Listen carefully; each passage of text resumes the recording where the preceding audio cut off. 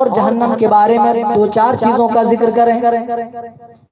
جہنم کی گہرائی کے بارے میں صحیح مسلم میں ایک روایت ہے، ابو ہریرہ حدیث کے راوی ہیں، کہتے ہیں کہ ہم رسول صلی اللہ علیہ وسلم کی خدمت میں بیٹھے ہوئے تھے، اذ سمع وجبتن، ہم نے کسی چیز کے گرنے کی آواز سنی تو اللہ کے رسول نے فرمایا جانتے ہو یہ کیا چیز ہے؟ ہم نے کہا اللہ کے رسول اللہ و رسولہ عالم، اللہ اور اس کے رسول ہی زیادہ بہتر جانتے ہیں کہ کس چیز کے گرنے کی آواز ہے۔ آپ نے فرمایا اللہ تعالیٰ نے جہنم کے اندر ایک پتھر بھیجا تھا، پتھر بھیجا تھا، ھذا حجر رمی فی النار منذ 70 خریفا، وہ بھی 70 سال پہلے جہنم پہ چھوڑا تھا، آج یہ جہنم کی تہ میں پہنچا ہے، جہنم کی تہ میں پتھر پہنچنے کی آواز ہے۔ میرے ساتھیو جہنم کی گہرائی کا اندازہ لگاؤ، اللہ کے رسول تو یہاں تک فرماتے ہیں جو دنیا میں تم آگ جلاتے ہو اس آگ کے مقابلے میں 69 گنا اور زیادہ جہنم کی آگ بڑھ کر کے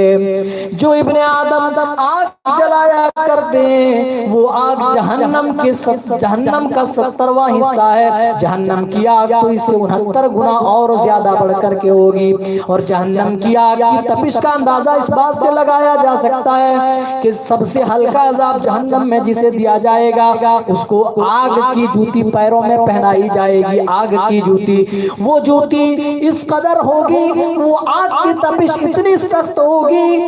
پیروں میں جوتی پہنائی جائے گی لیکن شعلے دماغ سے نکلنا شروع ہو جائیں گے۔ جس طریقے سے کوئی چیز ہم برتن چولہے پہ چڑھاتے ہیں، گرم پانی جس طریقے سے ابلتا ہے، جس طرح کڑاہی میں تیل ابلتا ہے، اسی طریقے سے اس کا دماغ کھولے گا، یغلی دماغہ، اس کا دماغ اسی طرح کھولے گا جبکہ پیر میں صرف جوتی پہنائی جائے گی۔ پوری دنیا جلانے کے لیے جہنم کی ایک چنگاری کافی ہے میرے ساتھیوں، پھر ہم اس آگ سے پناہ کیوں نہ مانگیں، اس آگ سے اپنے آپ کو بچانے کی ترکیب دنیا میں کیوں نہ کریں۔ اللہ تعالیٰ اسی لیے فرماتا ہے یا ایھا الذین آمنوا، اے وہ لوگوں جو ایمان کے دعوے کرتے ہو، جو ایمان والے ہو، قوا انفسکم واہلیکم نارا، اپنے آپ کو بھی اس بھڑکتی ہوئی بھیانک آگ سے بچاؤ اور اپنے اہل و عیال کو بھی جہنم کی آگ سے بچا لو۔ میرے ساتھیوں یہ اچھا موقع ہے، رمضان المبارک کا مقدس مہینہ، ہم اپنے آپ کو چاہیں تو جہنم کی آگ سے بچا سکتے ہیں، اپنے پریوار کو ہم چاہیں بچانا چاہیں تو ہم جہنم کی آگ سے اس ماہ مقدس میں بچا سکتے ہیں۔ پچھلے تمام گناہوں سے توبہ طائب ہو کر ہم اللہ کی طرف رجوع کر سکتے ہیں، تمام اچھے کام سے استفادہ کر سکتے ہیں، فائدہ اٹھا سکتے ہیں۔ ذرا اندازہ لگاؤ، اللہ کے رسول صلی اللہ علیہ وسلم فرماتے ہیں کہ جہنم کی گہرائی اتنی ہے کہ کوئی پتھر چھوڑا جائے تو 70 سال بعد جا کر کے وہ پتھر پہنچتا ہے۔ اور یہاں پر اللہ کہہ رہا ہے اے مومنو، اے ایمان والو، خود بھی بچو اور اپنے اہل و عیال کو بھی اس بھڑکتی ہوئی آگ سے بچاؤ۔ جہنم کی بھڑکتی ہوئی آگ اتنی سخت ہے، اتنی سخت ہے، اور میرے ساتھیوں کوئی آدمی یہ نہیں کبھی گوارا کرے گا کہ اس کی کوئی اولاد، بیٹا یا بیٹی دنیا کی آگ میں جل جائے، جھلس جائے۔ اگر باپ کو معلوم ہو جائے، ماں کو معلوم ہو جائے تو آسمان سر پہ اٹھا لے گا۔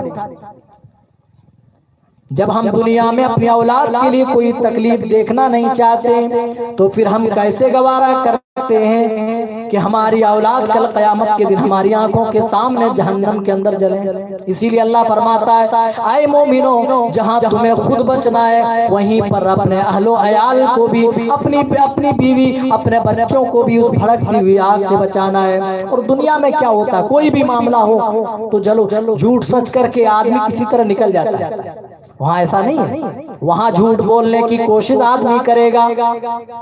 اللہ فرماتا ہے اس دن ہم زبان میں تالے لگا دیں گے، اللہ اکبر، اس دن زبانوں میں تالے لگ جائیں گے، بولنے کی جرات کوئی بھی آدمی نہیں کر پائے گا۔ لا یتکلمون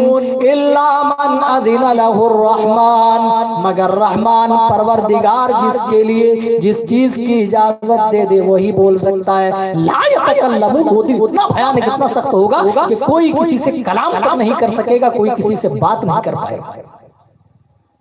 دنیا میں کوئی معاملہ ہو جائے، رشوت دے کر اپنے حق میں فیصلے کرا لیتے ہیں۔ ہندوستانی ماحول میں تو یہاں تک ملتا ہے کہ بعض دفعہ تو لوگ کوٹ تک خرید لیتے ہیں، ججوں تک خرید لیتے ہیں، خرد کو جنوں کو خرد بنا دیتے ہیں، حق کو ناحق ناحق کو حق کرا لیتے ہیں۔ لیکن یاد رکھو وہاں یہ سب رشوت نہیں چلتی، وہاں یہ سب چلنے والا نہیں ہے، بلکہ جہنم میں اللہ تعالیٰ نے دربان ایسے مقرر فرمائے جس کے بارے میں اللہ خود